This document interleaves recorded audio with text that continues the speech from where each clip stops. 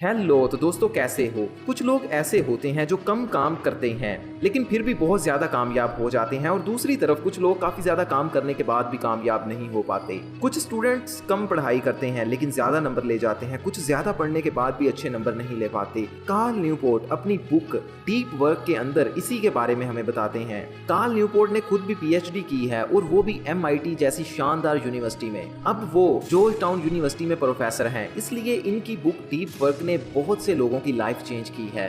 ये वीडियो आपको एकदम फोकस इंसान बना देगी, इसलिए इस वीडियो को एकदम एंड तक देखिए। कार्ल न्यूपोर्ट अपनी बुक में बताते हैं कि हम अपने तमाम काम इन्हीं दो तरीकों से करते हैं। पहला है डीप वर्क और दूसरा है शैलो वर्क। शैलो वर्क एक ऐसा काम होता है जिसको करने के साथ साथ हम दूसरे काम भी कर रहे होते हैं। हम पूरा फोकस नहीं देते, जैसे पढ़ाई के साथ साथ म्यूजिक सुनना, अपने काम के दौरान थोड़ी थोड़ी देर बाद सोशल मीडिया यानी कि फेसबुक वगैरह को चेक करना।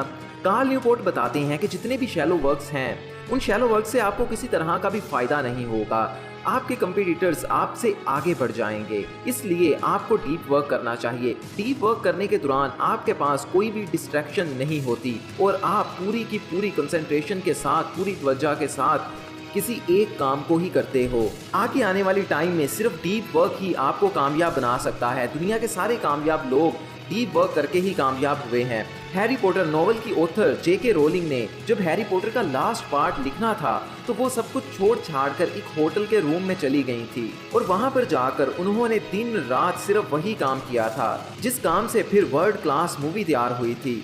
दोस्तों, बिल गेट्स ने माइक्रोसॉफ्ट का जब बेसिक वर्जन तैयार करना था, तो वो भी 8 हफ्तों के लिए सिर्फ और सिर्फ प्रोग्रामिंग करते रहे थे। प्रोग्रामिंग करते करते ही वो अपने कंप्यूटर टेबल पर ही सो जाया करते थे, और पूरी दुनिया से बिल्कुल कट के आइसोलेट हो गए थे। और फिर उन्होंने ऐसा काम किया जिसने उनको दुनिया में अमीर तरीन इंसान बना दिया। डीप वर्क करने के लिए आपको इन 4 रूल्स पर काम करना पड़ेगा।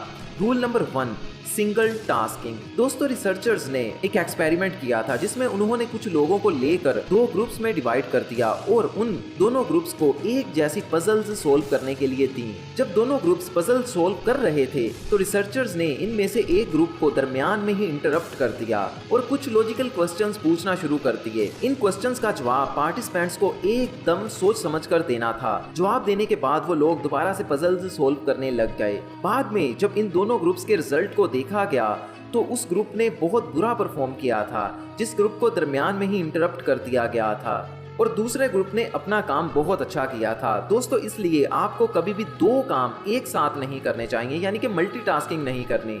सिर्फ और सिर्फ एक काम पर ही आपने अपना पूरे का पूरा फोकस और अपनी पूरी की पूरी तवज्जो देनी है। Rule number 2, 0 distractions. दोस्तों, 2012 के अंदर 205 लोगों पर एक्सपेरिमेंट किया गया था।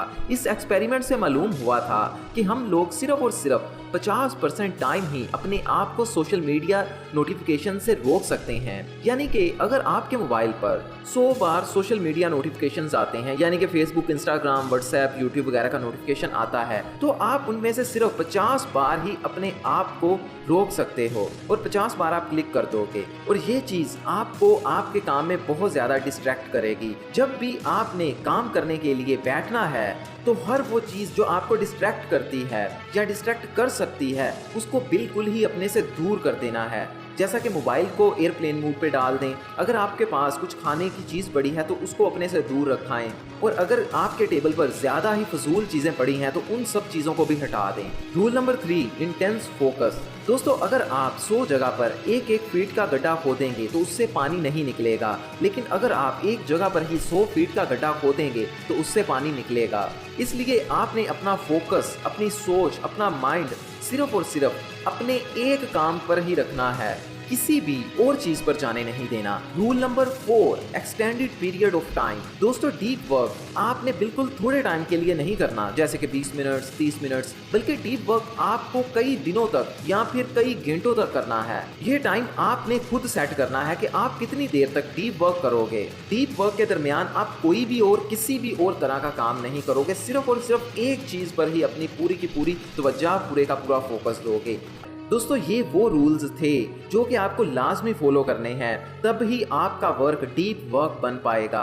अब हम चलते हैं दूसरे पॉइंट की तरफ। कार्ल न्यूपोर्ट डीप वर्क करने की 4 अप्रोचेस के बारे में बताते हैं। सबसे पहली अप्रोच है मोनिस्टिक अप्रोच। दोस्तों बिल गेट्स और जेके रोलिंग जिस तरह से अपना सारा कुछ छोड़ छाड़ कर सिर्फ अपना काम करने के लिए चले गए थे, इस अप्रोच को ही मोनेस्टिक अप्रोच कहते हैं। आप तय कर लो कि आपको क्या करना है और फिर कुछ दिन के लिए सारा कुछ छोड़कर सिर्फ उसी काम को मुकम्मल करने के लिए बाकी सारी दुनिया से अलग होकर आइसोलेशन में चले जाओ और सिर्फ वही काम करो। दूसरी अप्रोच है बाइमोडल अप्रोच। दोस्तों rich dad poor dad book के ऑथर रॉबर्ट कियोसाकी ने जब इस बुक को लिखना था तो उनको जब भी फ्री टाइम मिलता था तो वो बिल्कुल आइसोलेशन में चले जाते थे, पूरी दुनिया से अपना रिश्ता खत्म कर लेते थे और सिर्फ बुक लिखने पर ही त्वचा देते थे। इस अप्रोच में आपका जब भी काम करने को दिल करता है तो आप बाकी सारी चीजों को छोड़कर उनसे अलग होकर आइसोलेशन में चले जाते हैं और कुछ देर के बाद दुनिया में वापस आते हैं। तीसरी अप्रोच है रिथमिक। इस अप्रोच में आप टाइम ब्लॉक्स बना लेते हो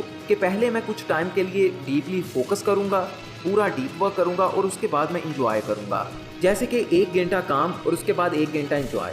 चौथी अप्रोच है जर्नलिस्टिक अप्रोच। दोस्तों इस अप्रोच में आपको जब भी टाइम मिले तो उसी वक्त ही आप अपना काम करना शुरू कर दें, पूरे के पूरे इंटेंस फोकस वाले मूड में चले जाएं और सिर्फ डीप वर्क ही करें। अगर आप कोई जॉब करते हो तो ये अप्रोच आपके लिए ठीक रहेगी। Point number 3, embrace boredom. एक रिसर्च में कुछ लोगों से कहा गया कि वो 10 मिनट्स के लिए फारिग बैठें और कुछ ना करें और उन लोगों के सामने एक बटन रख दिया गया। उस बटन के दबाने पर उनको इलेक्ट्रिक शॉक लगना था। इलेक्ट्रिक शॉक लेने के अलावा उनके पास कोई भी और काम करने के लिए नहीं था। रिसर्चर्स देखकर बहुत हैरान हुए कि 75% मेल्स ने उस बटन को प्रेस किया और इलेक्ट्रिक शॉक खाया। यानी कि इंसान फारिग नहीं बैठ सकता, क्योंकि फारिग बैठने में हमें बोरियत होती है, लेकिन दोस्तों बोरियत ही हमारे लिए अच्छी चीज़ है। एक और रिसर्च के अंदर रिसर्चर्स ने पार्टिसिपेंट्स को कुछ बोरियत भरे काम करने के लिए दिए, जैसे कि जेली बीन्स के बॉक्स में से अलग अलग जेली बीन्स को कलर के हिसाब से अलग करना था। ये बोरियत वाले काम करने के बाद पार्टिसिपेंट्स से कहा गया कि वो एक ऐसा लेट आने का बहाना बनाएं जो एकदम रियलिस्टिक लगता हो। तो हैरानगी के साथ वो पार्टिसिपेंट्स जिन्होंने बोरियत वाला काम किया था उन्होंने बहुत अच्छे अच्छे बहाने बनाए उन पार्टिसिपेंट्स की निस्बत जिन्होंने कोई भी बोरियत वाला काम नहीं किया था। इसलिए आप हर वक्त कुछ ना कुछ करते ना रहा करें, बल्कि कुछ टाइम के लिए आप अपने सारे काम छोड़कर बोर हुआ करें और बोरियत से कभी भी भागा ना करें, बल्कि उसको महसूस किया करें। दोस्तों हर इंसान को पता होना चाहिए कि उसका दिमाग कितना तेज काम करता है।